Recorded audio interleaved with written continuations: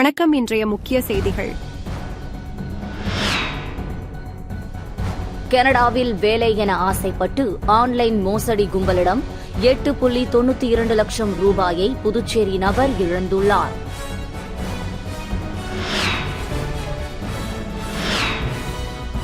மருத்துவமனை நோயாளி கவனிப்புப்படி வழங்காத புதுச்சேரி அரசை கண்டித்து ஓய்வு பெற்ற சுகாதாரத்துறை ஊழியர்கள் கிழிந்த பனியனுடன் துணி மூட்டைகளை சுமந்து பிச்சை எடுத்து நூதன போராட்டத்தில் ஈடுபட்டதால் அரசு மருத்துவமனை முன்பு பரபரப்பு நிலவியது.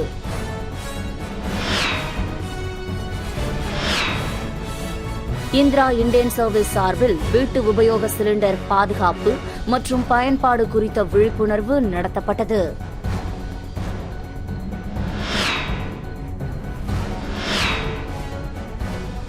உயிரிழந்த தாயின் காலில் விழுந்து ஆசி பெற்று தேர்வு எழுதிய +2 மாணவன்.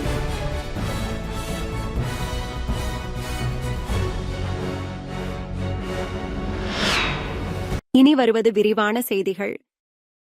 புதுச்சேரி அரசு விரைந்து புயல் நிவாரணம் வழங்கியதைக் கண்டு வியப்பதாக இங்கிலாந்து நாட்டு துணை தூதர் பாராட்டினார். சென்னையில் உள்ள இங்கிலாந்து நாட்டு துணை தூதர் ஹலிமா ஹாலண்ட் புதுச்சேரி சட்டசபையில் முதல்வர் ரங்கசாமியை மரியாதை நிமித்தமாக சந்தித்து பேசினார். அப்போது துணை தூதரக ஹலிமா ஹாலண்ட் பேசும்போது தங்களது தலைமையிலான அரசு செயல்படுத்தி வரும் மக்கள் நலத்திட்டங்கள் வெற்றிகரமாக மக்களிடையே வரவேற்பை பெற்றவையாக உள்ளன. இது மிகுந்த மகிழ்ச்சியை ஏற்படுத்துகிறது. குறிப்பாக பெங்கால் புயல் நிவாரணப் பணிகள் துரிதமாக மேற்கொண்டது மட்டுமல்லாது மக்களுக்கு அறிவித்த இழப்பீட்டுத் தொகையையும் உடனடியாக அளித்தது எங்களுக்கு ஆச்சரியமாக உள்ளது. இதை எப்படி செய்தீர்கள் என முதல்வர் ரங்கசாமியிடம் வினவினார். அதற்கு முதல்வர் ரங்கசாமி, எனது அரசு மக்களுக்கான அரசு, சொன்னதை செய்யும் அரசாக உள்ளது. மக்கள் எங்கள் மீது மிகுந்த நம்பிக்கை வைத்துள்ளனர். அதன் காரணமாகவே இது முடிந்தது என்றார். கல்வி, சுகாதாரம் மற்றும் சுற்றுலா போன்ற துறைகளில் புதுச்சேரி சிறந்து விளங்குவதை நாங்கள் அறிவோம். உங்களுடைய மக்கள் பணி மேலும் சிறக்க வாழ்த்துக்கள் என்றார். மருத்துவமனை நோயாளி கவனிப்புப்படி வழங்காத புதுச்சேரி அரசை கண்டித்து ஓய்வு பெற்ற சுகாதாரத்துறை ஊழியர்கள் கிழிந்த பனியனுடன் துணி மூட்டைகளை சுமந்து பிச்சை எடுத்து நூதன போராட்டத்தில் ஈடுபட்டதால் அரசு மருத்துவமனை முன்பு பரபரப்பு நிலவியது. புதுச்சேரி சுகாதாரத்துறையில் பணிபுரிந்த ஊழியர்கள் சுமார் 500க்கும் மேற்பட்டோர் கடந்த 2 ஆண்டுகளுக்கு முன்பு பணி ஓய்வு பெற்றனர். இவர்களுக்கு பணியின் போது வழங்கப்பட வேண்டிய மருத்துவமனை நோயாளி கவனிப்புப்படி வழங்கப்படவில்லை. இதனை உடனடியாக வழங்க வேண்டும் என்று பல கட்ட போராட்டங்களை நடத்தி வருகின்றனர். ஆனாலும் சுகாதாரத்துறை கண்டுகொள்ளவில்லை. மேலும் 7வது ஊதியக்குழு பரிந்துரைப்படி ஓய்வு பெற்ற சுகாதாரத்துறை ஊழியர்களுக்கு மருத்துவமனை நோயாளி கவனிப்புப்படியை உடனடியாக வழங்க வேண்டும் என்று கடந்த 2019ஆம் ஆண்டு மத்திய அரசு ஆணையிட்டது. ஆனால் கடந்த 6 ஆண்டுகளாக புதுச்சேரி அரசு இதனை செயல்படுத்தவில்லை. இந்த நிலையில் புதுச்சேரி அரசின் கவனத்தை ஈர்க்கும் வகையில் சுகாதாரத்துறை ஊழியர்கள் சங்கத்தின் சார்பில் அரசு மருத்துவமனை புறநோயாளிகள் பிரிவு எதிரே பிச்சை எடுக்கும் நூதன போராட்டம் நடைபெற்றது. சங்க பொதுச் செயலாளர் பக்தவச்சலம் தலைமையில் நடைபெற்ற பிச்சை எடுக்கும் நூதன போராட்டத்தில் சுமார் 100க்கும் மேற்பட்ட ஓய்வு பெற்ற சுகாதாரத்துறை ஊழியர்கள் கையில் தட்டு ஏந்தி சாலையில் செல்லும் பாதசாரிகளிடமும் பொதுமக்களிடமும் பிச்சை எடுத்து நூதன போராட்டத்தில் ஈடுபட்டனர். மேலும் கிழிந்த பனியனுடன் துணி மூட்டைகளை சுமந்து கொண்டு புதுச்சேரி அரசை கண்டித்து கோஷங்களை எழுப்பியதால் அரசு மருத்துவமனை முன்பு சிறிது நேரம் பரபரப்பு நிலவியது. லோக்சபா தொகுதிகள் மறுசீரமைப்பு நடவடிக்கையின் போது தமிழகத்தில் தற்போது உள்ள லோக்சபா தொகுதிகளின் எண்ணிக்கை குறையும் என்பது திமுக, அதன் கூட்டணி கட்சிகள் உள்ளிட்ட பல கட்சிகளின் குற்றச்சாட்டாக உள்ளது. மறுசீரமைப்பின் போது ஏற்கனவே இருக்கும் தொகுதிகளின் எண்ணிக்கை குறையாது என்று மத்திய அரசு திட்டவட்டமாக ஏற்கனவே தெரிவித்துவிட்டது. அதே நேரத்தில் இந்த விவகாரம் தொடர்பாக விவாதிக்க தமிழக அரசு அனைத்து கட்சிகள் கூட்டத்துக்கு அழைப்பு விடுத்திருந்தது. சென்னையில் நாளை இந்த கூட்டம் நடைபெற இருக்கிறது. மொத்தம் 45 அரசியல் கட்சிகளுக்கு கூட்டத்தில் பங்கேற்க அழைப்பு விடுக்கப்பட்டுள்ளது. இந்த நிலையில் இந்த கூட்டத்தில் நடிகர் விஜயின் தாவேகா பங்கேற்கும் என்று அதிகாரப்பூர்வமாக அறிவிக்கப்பட்டுள்ளது. அதற்கான அறிவிப்பை அக்கட்சி வெளியிட்டுள்ளது. தாவேகா சார்பில் அக்கட்சியின் பொதுச் செயலாளர் ஆனந்த் பங்கேற்பார் என்று அறிவிக்கப்பட்டுள்ளது. நடிகர் விஜயின் மக்கள் இயக்கம் தமிழக வெற்றிக் கழகம் என்ற அரசியல் கட்சியாக பரிணாமம் அளித்து ஓராண்டு கடந்துள்ள சூழலில் அக்கட்சி பங்கேற்கும் முதல் அரசியல் நடவடிக்கை மற்றும் அனைத்து கட்சி கூட்டம் என்பதால் ரசிகர்கள் மற்றும் தாவேகா தொண்டர்கள் மத்தியில் இப்போதே எதிர்பார்ப்பு எழுந்துள்ளது. தாவேகா தரப்பில் அனைத்து கட்சி கூட்டத்தில் என்ன விதமான கருத்துக்கள் ஆலோசனைகள் முன்வைக்கப்பட உள்ளன என்பது பற்றியும் எந்த தகவலும் வெளியிடப்படவில்லை. இதனிடையே அமமுக சார்பில் மாஜி அமைச்சர் செந்தமிழன் அனைத்து கட்சி கூட்டத்தில் கலந்து கொள்வார் என்று அக்கட்சியின் பொதுச் செயலாளர் டிடிவி தினகரன் அறிவித்துள்ளார். கனடாவில் வேலை என ஆசைப்பட்டு ஆன்லைன் மோசடி கும்பலிடம் 8.92 லட்சம் ரூபாயை புதுச்சேரி நபர் இழந்தார். புதுச்சேரி திருவிக நகரை சேர்ந்தவர் சார்லஸ். இவர் வெளிநாட்டு வேலைவாய்ப்பு தொடர்பாக ஆன்லைனில் வந்த விளம்பரத்தை பார்த்து அதிலிருந்த மொபைல் எண்ணை வாட்ஸ்அப் மூலம் தொடர்பு கொண்டு பேசினார். எதிர்முனையில் பேசிய நபர் கனடாவில் வேலை இருப்பதாகவும் அந்த வேலைக்கு முதலில் விசா பெற கட்டணம் செலுத்த வேண்டுமென கூறியுள்ளார். இதை நம்பிய சார்லஸ் அந்த நபருக்கு 8,92,000 அனுப்பி மோசடி கும்பலிடம் ஏமாந்தார். இதேபோல் காமராஜர் நகரை சேர்ந்த ஸ்ரீதர் ஆன்லைனில் பகுதி நேர வேலை என மர்ம நபர்கள் கூறியதை நம்பி ஆன்லைன் வர்த்தகத்தில் முதலீடு செய்து 8,750 ரூபாயை இழந்தார். புதுச்சேரி மணவெளியை சேர்ந்த விதுஷா 6,000, புதுச்சேரி அண்ணா வீதியை சேர்ந்த கேசவ்ராம் 1000 என 4 பேர் சைபர் கிரைம் கும்பலிடம் 9,07,750 ரூபாய் இழந்துள்ளனர். இதுகுறித்த புகார்களின் பேரில் புதுச்சேரி சைபர் கிரைம் போலீசார் வழக்கு பதிவு செய்து விசாரித்து வருகின்றனர். இந்திரா இண்டேன் சர்வீஸ் சார்பில் வீட்டு உபயோக சிலிண்டர் பாதுகாப்பு மற்றும் பயன்பாடு குறித்த விழிப்புணர்வு நடத்தப்பட்டது. இந்திரா இண்டேன் சர்வீஸ் சார்பில் சமையல் எரிவாயு சிலிண்டர் கையாளுதல், பாதுகாப்பு மற்றும் கடமை உணர்வு குறித்த விழிப்புணர்வு நிகழ்ச்சியில் பாரதிதாசன் அரசு மகளிர் கலைக்கல்லூரி மாணவிகள் கலந்து கொண்டனர். இந்த நிகழ்ச்சியில் சிறப்பு விருந்தினராக திரு சம்பத்குமார் ரெட்டி மற்றும் இந்திரா இண்டேன் சர்வீஸ் உரிமையாளர் திரு பரசுராமன் அவர்கள் தலைமை வகித்தனர். உடன் NSS ப்ரொஃபசர் ஆபீசர் திருமதி ஆரோக்கியமேரி, பொறுப்பு ஆசிரியர் திருமதி சந்திரகலா, மகளிர் ஒருங்கிணைப்பாளர் திருமதி திலகவதி ஆகியோர் பங்கேற்றனர். மேலும் இந்நிகழ்ச்சியில் LPGயின் பாதுகாப்பு பற்றிய சந்தேகங்களை மாணவிகள் கேட்டறிந்து கொண்டனர். சமையல் எரிவாயு குறித்த பல்வேறு கேள்விகள் கேட்கப்பட்டு மாணவிகளுக்கு பரிசுகள் வழங்கப்பட்டது. We pledge to reduce our plastic footprint by refusing single-use plastics, reusing materials wherever possible, and recycling responsibly. We commit to supporting innovations and initiatives that transform plastic waste into valuable resources. Together, we strive for a cleaner, greener future for our planet. Jai Hind. உயிரிழந்த தாயின் காலில் விழுந்து ஆசி பெற்று தேர்வு எழுதிய +2 மாணவன். தமிழகம் முழுவதும் +2 பொதுத் தேர்வு இன்று முதல் தொடங்கியுள்ளது. லட்சக்கணக்கான மாணவர்கள் இந்த தேர்வை எழுதி வருகின்றனர். இந்த நிலையில் திருநெல்வேலியில் தாய் உயிரிழந்த சோகத்தையும் மறைத்துக் கொண்டு +2 மாணவன் பொதுத் தேர்வை எழுதியுள்ளார். வள்ளியூரை சேர்ந்த மாணவன் சுனில்குமார் என்பவரின் தாயார் இதய நோயால் பாதிக்கப்பட்டிருந்தார். இன்று அதிகாலை அவர் காலமானார். தேர்வுக்கு தயாராகி இருந்த சுனில்குமார் உயிரிழந்த தாயின் காலில் விழுந்து ஆசி பெற்றுக் கொண்டு கண்ணீருடன் சென்று தேர்வு எழுதியுள்ளார். தேர்வை முடித்துவிட்டு வந்து இறுதி சடங்கில் பங்கேற்று தாய்க்கு பிரிய விடை கொடுத்த சம்பவம் அனைவரையும் நெகிழ செய்துள்ளது.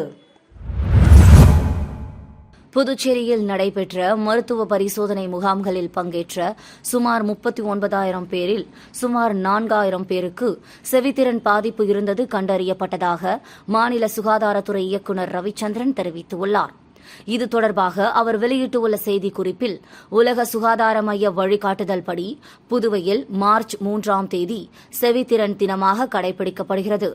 மக்கள் மனநிலையை மாற்றுதல், அனைவருக்கும் செவித்திறன் பாதுகாப்பை உறுதிப்படுத்துதல் என்ற இலக்குடன் புதுவை சுகாதாரத்துறை சார்பில் சுகாதார திருவிழா கடந்த February 28 முதல் மார்ச் 3ஆம் தேதி வரை நடைபெற்றது. கடந்த சில ஆண்டுகளாக புதுவை அரசு மற்றும் தனியார் பள்ளிகள் அனைத்து ஆரம்ப சுகாதார மையங்களில் செவித்திறன் மருத்துவ பரிசோதனை மேற்கொள்ளப்பட்டது. இதில் சுமார் 39,000 பேர் பங்கேற்றதில் சுமார் 4,000 பேருக்கு செவித்திறன் பாதிப்பு என்று சொல்லக்கூடிய காது கேளாமை இருப்பது கண்டறியப்பட்டது. அவர்களில் 2,077 பேருக்கு காது கேட்கும் கருவிகள் பொருத்தப்பட்டன. செவித்திறன் குறைபாடுகளை தவிர்க்க அதிக சப்தங்களை தவிர்ப்பதும் ஹெட்போன்களுக்கு இடைவெளி கொடுப்பதும் நல்லது என்று அதில் குறிப்பிடப்பட்டுள்ளது. நிதி நிறுவன உரிமையாளரை மிரட்டி பணம் பறிக்க முயற்சி, போலி நிபுணர்கள் 8 பேர் கைது. கன்னியாகுமரி மாவட்டத்தில் பத்திரிகை நிபுணர்கள் என கூறி நிதி நிறுவன உரிமையாளரை மிரட்டி பணம் பறிக்க முயன்ற 8 பேரை போலீசார் கைது செய்தனர். கன்னியாகுமரி மாவட்டம் புதுக்கடை பகுதியில் ஜஸ்டின் ராஜ் என்பவருக்கு சொந்தமான நிதி நிறுவனத்தில் பத்திரிகை நிபுணர்கள் என்று கூறி நிதி நிறுவனத்தில் அதிகப்படியான வட்டி வாங்குவதாக புகார் வந்துள்ளது. இது தொடர்பாக பத்திரிகையில் அவதூறு செய்தி வெளியிடாமல் இருக்க ரூபாய் 1 லட்சம் தர வேண்டும் என்று கேட்டி மிரட்டியுள்ளனர்.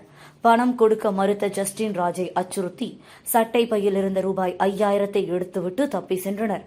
இச்சம்பவம் தொடர்பாக ஜஸ்டின் ராஜ் கொடுத்த புகாரின் பேரில் குலசேகரத்தை சேர்ந்த ஆண்டனி வயது 51, கொல்லங்கோடு பகுதியைச் சேர்ந்த சுனில் வயது 33, கருவாவிலை பகுதியைச் சேர்ந்த லால் வயது 36, ஆற்றங்கரை பகுதியைச் சேர்ந்த செல்வராஜா வயது 37, கன்னியாகுமரியைச் சேர்ந்த சுரேஷ் கோபி வயது 52, திருவட்டார் பகுதியைச் சேர்ந்த பெல்வின் ஜோஸ் வயது 41, கீழ்பெருவலை பகுதியைச் சேர்ந்த மணிகண்டன் வயது 38 மற்றும் சின்னமுட்டம் பகுதியைச் சேர்ந்த சகாய போஸ்கோ வயது 58 ஆகிய 8 பேரை போலீசார் கைது செய்தனர். இவர்கள் மீது போலீசார் வழக்கு பதிவு செய்து விசாரித்து வருகின்றனர். திருப்பதி தேவஸ்தான அறைகள் பெற புதிய விதி, தரிசன டிக்கெட் இருந்தால்தான் அறை.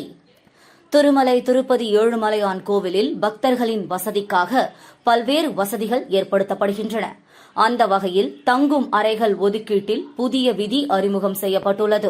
திருமலை திருப்பதி ஏழுமலையான் கோவிலில் நாள்தோறும் லட்சக்கணக்கான பக்தர்கள் சுவாமி தரிசனம் செய்து வருகிறார்கள். இந்த நிலையில் முறைகேடுகளை தடுக்க விஐபிகளுக்கான தங்கும் அறைகள் ஒதுக்கீட்டில் புதிய விதி அறிமுகப்படுத்தப்பட்டுள்ளது. அதாவது இதுவரை விஐபிகளுக்கான தங்கும் இடங்களில் ஆதார் அட்டையை காட்டினாலே அறை வாடகைக்கு ஒதுக்கப்பட்டு வந்தது. ஆனால் இனி அறை வாடகைக்கு வேண்டும் என்றால் ஆதார் அட்டை மட்டுமில்லாமல் அவர்கள் சுவாமி தரிசனம் மேற்கொள்வதற்கான டிக்கெட்டையும் சமர்ப்பித்தால் மட்டுமே அறை வாடகைக்கு கிடைக்கும் என்று தெரிவிக்கப்பட்டுள்ளது. பக்தர்களுக்காக திருமலை திருப்பதி கோவில் நிர்வாகத்தின் வசம் 7,500 அறைகள் உள்ளன. இதில் 3,500 அறைகள் பக்தர்களுக்காக வழங்கப்படும். 1,580 அறைகள் முன்கூட்டியே முன்பதிவு செய்யும் பக்தர்களுக்கு வழங்கப்படும். இதில்லாமல் கோவிலுக்கு நன்கொடை வழங்கும் பக்தர்களுக்கு 400 அறைகள் ஒதுக்கீடு செய்யப்படும். 450 அறைகள் கவுண்டர்களில் வந்து அறை கேட்கும் பக்தர்களுக்கு வழங்கப்படும். மீதமிருக்கும் அறைகள் முக்கிய பிரமுகர்களுக்கு வழங்கப்படும். ஆனால் சில முக்கிய பிரமுகர்களின் ஆதார் அட்டைகளை வைத்துக் கொண்டு ஏஜென்ட்டுகள் விஐபிகளுக்கான அறைகளை வாடகைக்கு எடுத்து அதனை வெளியிடங்களுக்கு வாடகை விட்டு முறைகேடு நடைபெறுவதாக புகார்கள் வந்தன. காரைக்காலில் ஒரே வீட்டில் வளர்க்கப்பட்டு வரும் ஆட்டுக்குட்டிக்கு நாய் பால் கொடுக்கும் வீடியோ சமூக வலைதளங்களில் வைரலாகி வருகிறது. புதுச்சேரி பிராந்தியமான காரைக்கால் மாவட்டத்தில் உள்ள திருநள்ளாறு பகுதியில் உள்ள வீட்டில் ஒருவர் நாய் மற்றும் ஆடுகளை வளர்த்து வருகிறார். இந்த நிலையில் நாய் மற்றும் ஆடு இரண்டும் ஒரே நேரத்தில் குட்டிகளை ஈன்றுள்ளது. அப்போது தனது குட்டிகளுக்கு நாய் பால் கொடுப்பதுடன் ஆட்டுக்குட்டிக்கும் பால் கொடுப்பது நெகிழ்ச்சியை ஏற்படுத்தியுள்ளது. இதனை அறிந்த அப்பகுதி மக்கள் அதனை ஆச்சரியத்துடன் பார்த்து செல்கின்றனர். மேலும் சிலர் செல்போனில் வீடியோ எடுத்து சமூக வலைதளங்களில் பதிவிட்டுள்ளனர். தற்போது இந்த வீடியோ இணையத்தில் வைரலாகி வருகிறது. மீண்டும் இன்றைய முக்கிய செய்திகள். கனடாவில் வேலை என ஆசைப்பட்டு ஆன்லைன் மோசடி கும்பலிடம் 8.92 லட்சம் ரூபாயை புதுச்சேரி நபர் இழந்துள்ளார்.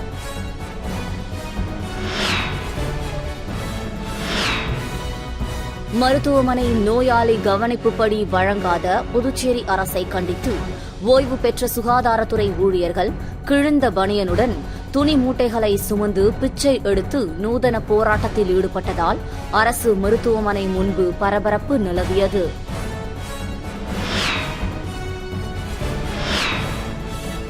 இந்திரா இண்டேன் சர்வீஸ் சார்பில் வீட்டு உபயோக சிலிண்டர் பாதுகாப்பு மற்றும் பயன்பாடு குறித்த விழிப்புணர்வு நடத்தப்பட்டது.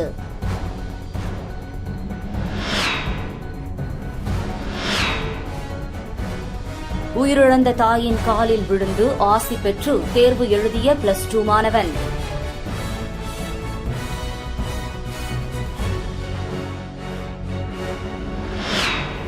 செய்திகளை துல்லியமாகவும் தெளிவாகவும் தெரிந்து கொள்ள கிரியேட்டிவ் மீடியா யூடியூப் சேனலை சப்ஸ்கிரைப் செய்து கொள்ளவும். நன்றி, வணக்கம்.